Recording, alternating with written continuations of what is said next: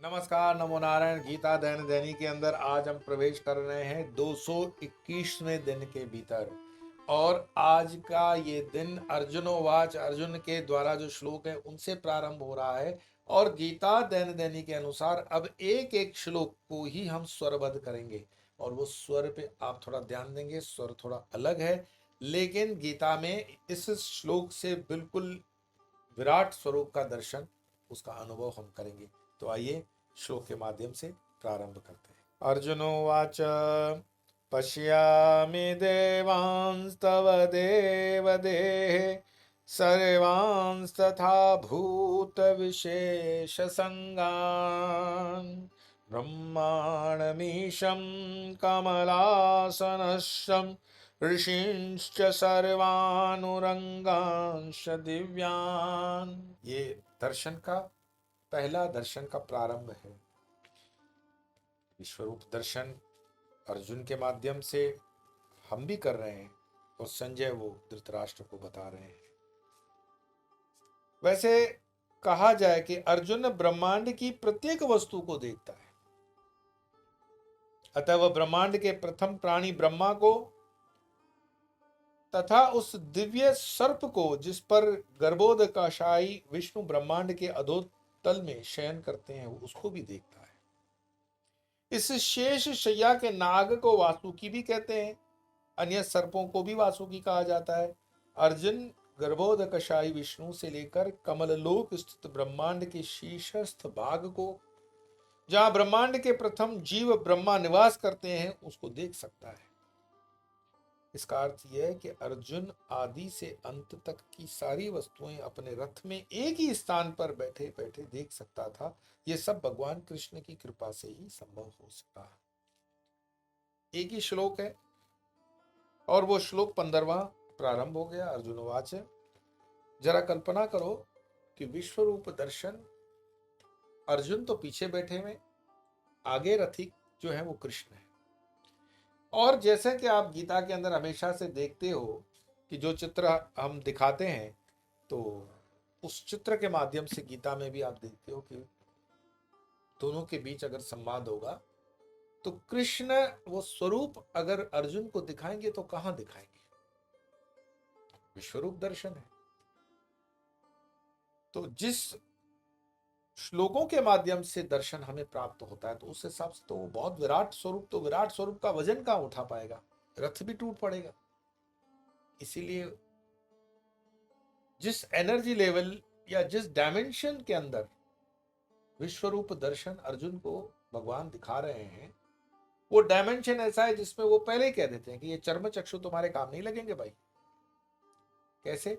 जैसे हम 3D film देखने जाते, 3 डायमेंशन फिल्म होती है, थिएटर्स के अंदर आपने देखी होगी। उस 3 डायमेंशन फिल्म को अगर आप अपनी खुली आंखों से देखोगे तो वो चित्र दो दो एक दूसरे को काटते साटते दिखते हैं, पिक्चर ठीक नहीं दिखती है। तो 3D पिक्चर देखने के लिए जैसे ही आप थिएटर के अंदर प्रवेश करते हो, आपको चश्मा दे दिया जाता है। वो चश्मा लगा करके आप देखते हो और उस 3D चश्मे के आधार पर कई चीजें आपको वास्तविक प्रतीत होती है, आती हुई जाती हुई। और प्लेन की जो ट्रेनिंग होती है या और कोई आजकल कार ड्राइविंग में भी ट्रेनिंग होती है, उसको स्टिपुलेट करते हैं, आर्टिफिशियली उसको बिठाते हैं और उसको एहसास दिलाते हैं कि जैसे वो जेट में बैठा हुआ है और वो ऑपरेट कर रहा है। उसके आगे स्क्रीन पर पूरा हाईवे या एयरवे या एयरपोर्ट, जो भी उसको ट्रेनिंग देनी होती है, वो आर्टिफिशियली क्रिएट किया हुआ, आर्टिफिशियल इंटेलिजेंस के माध्यम से क्रिएट किया हुआ वो सीन होता है।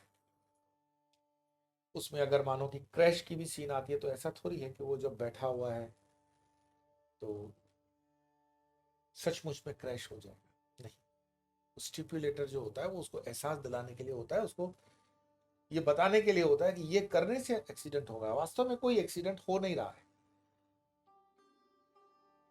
मैं जिस चीज को फिर से कह रहा हूं कि विश्व रूप दर्शन के अंदर वो अनेक बाहु, अनेक उधर, अनेक ये, अनेक वो, इतना बड़ा शरीर देख रहे हैं, तो वो वजन तो फिर रथ नहीं उठाएगा।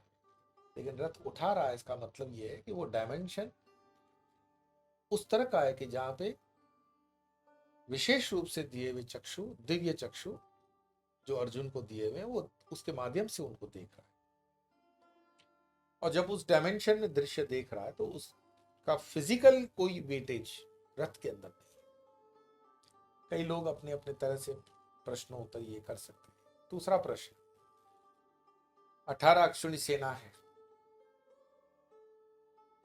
उनके गोरों का, प्यादों का, हाथियों का, कोई वो सब थोड़ी एकदम से वो टीचर ने बोल दिया कि keep finger on your lips, तो सारे घोड़े ने लिप्स पे उन फिंगर रख दी, ऊंट खड़े हो गए। भाई वो तो लीड कर रहे हैं, कोई चीख रहा होगा, कोई चिल्ला रहा होगा। और इतनी 18 अक्षरी सेना जो उस तरफ है, वो आपस में बिल्कुल शांत हो गए होंगे कि भाई देखो, अर्जुन को देखो, कुछ देख रहा है, हमें दिखाई नहीं दे रहा, क्योंकि बाकी किसी को दिखेगा नहीं। दिव्य चक्षु तो सिर्फ अर्जुन के पास थे और संजय, बाकी तो किसी के पास चक्षु नहीं है। तो जिनके पास चक्षु नहीं है तो उनको फिर अर्जुन और कृष्ण कैसे दिखाई दे रहे हैं? तो उनको ऐसे ही लग रहा है कि कोई रणनीति की बात हो रही होगी। दोनों खड़े, 18 अक्षनी सेना अपना अपना काम कर रही है। जिन घोड़ों को आवाजें करनी है, लीड करनी है, चिंकार करनी है, हाथियों को, जो पैदल सेना है उसके हथियारों को थोड़ा वो सेट करना चाहते हैं, वो कर ले। जब होगा समय तब रण खेला जाएगा, लेकिन अभी फिलहाल स्थितियां वो है। तो रणभूमि का वो चित्र भी अपने मन के अंदर कल्पना करना जरूरी है कि भगवान श्री कृष्ण का जब वो स्वरूप देख रहा है तो बाकी लोग क्या कर रहे थे। आप बोलोगे कि भाई दिव्य स्वरूप देख रहा है, अपना काम करो, दिव्य स्वरूप देख लो, बाकी दुनिया पे ध्यान देने की जरूरत क्या है। लेकिन इस चीज को समझने के लिए कि प्रभु का अगर कृपा हो, ऐसे दिव्य चक्षु परमात्मा की कृपा से जब वो कहते हैं, कुछ लोगों को नहीं दिखता है, हमारे महात्माओं में भी ऐसे बागेश्वर बाबा जी हैं, कैसे दिव्यता दिखती है, पहले से ही बता देते हैं कि घर के अंदर ये परेशानी है, ये तुम पूछने आए हो, ये तुम्हारा नाम होगा, नौकरी के लिए पूछने आए हो। कैसे उसको पता पड़ गया? दिव्यम चक्षु ददामी वाला, उनके ऊपर भी गुरुजनों की कृपा है और कृपा हो सकती है। ऐसा थोड़ी है कि कृपा में कोई बड़ा मातंड कोई संत होगा तो उसको कृपा होगी, और छोटी उम्र का कोई शरीरदारी होगा तो उसको कृपा नहीं होगी। शरीर की उम्र का कृपा से क्या लेना देना? कोई लेना देना नहीं। कभी कभी संतों की कृपा पुत्र पर हो जाती, पिता पर नहीं होती। तो इसका मतलब ये थोड़ी है। भक्त प्रहलाद की और हिरण्यकश्यप की कहानी को समझ लो, पिता पर विष्णु की कृपा नहीं है, भक्त प्रहलाद पर है।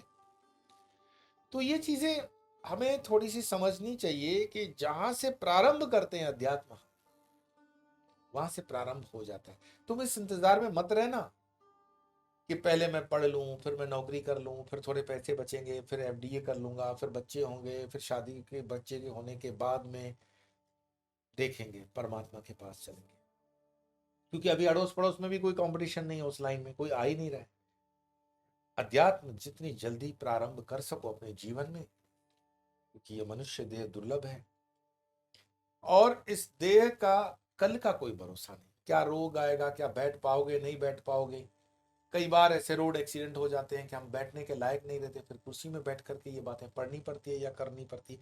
आज शरीर अगर तुम्हारे साथ है तो उसका लाभ ले लो, और जिनका शरीर अभी लाभ नहीं दे पा रहा है, कोई बात नहीं, उतनी भी परिस्थितियां बिगड़ी नहीं है कि आंख नहीं देख पा रही है, आंख भी कम देखती है, कोई बात नहीं, कान सुन रहा है, चलेगा। जहां तक जितना श्रवण कर सकते हो करो, प्रारंभ करो, चलना प्रारंभ करो। मैं हमेशा कहता हूं अपनी यात्रा का प्रारंभ करो। और आज इस दिव्य दर्शन के लिए, इस दिव्य चक्षु मिलने के बाद अर्जुन की यात्रा का प्रारंभ हुआ, और ये अर्जुन की यात्रा के साथ साथ हमारी यात्रा का प्रारंभ है। और इस श्लोक से हम ये समझ लें कि हे देव, मैं आपके शरीर में सभी देवों को तथा अनेक भूतों के समुदायों को, कमल के आसन पर विराजित प्रजाओं के शासनकर्ता चतुर्मुख ब्रह्मा को, और वशिष्ठ आदि सभी ऋषियों को तथा दिव्य सर्पों को मैं देखता हूं। ये दर्शन जो उनको दिखा, ये प्रारंभ है। कल और एक श्लोक, कुछ दिनों तक एक एक श्लोक का यात्रा होगा गीता दैनंदिनी के अनुसार, और फिर इसी तरह से हम विश्व दर्शन के ऊपर चर्चा करते हुए आगे बढ़ेंगे। आइए आज के इसी एक श्लोक, 15वें श्लोक का पाठ करके वाणी को विराम देते हैं।